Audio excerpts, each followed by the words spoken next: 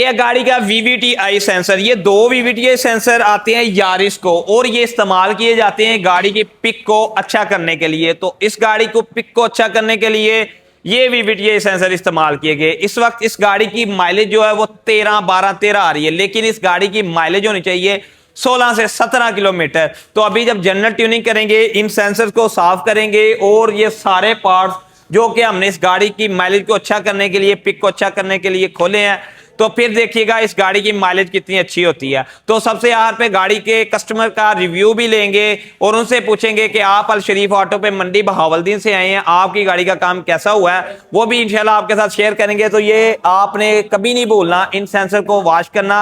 इन sensor को wash करने से अच्छा खासा पिक और माइलेज के अंदर फर्क आता है। Al Sharif auto care, EFI election and car AC, Gujranwala road, जना चौक, आफताबाद। आपकी गाड़ी के अंदर पिक इशू आ रहा है, माइलेज इशू आ रहा है, या गाड़ी गुटी हुई चल रही है, या गाड़ी एडवांस में नहीं जा रही, तो आप ये गाड़ी का VVTi सेंसर जो कि टेपर्ड कवर के ऊपर लगा होता है, इनको लाजमी साफ करें। अल शरीफ ऑटो केयर। अल्लाह हाफिज।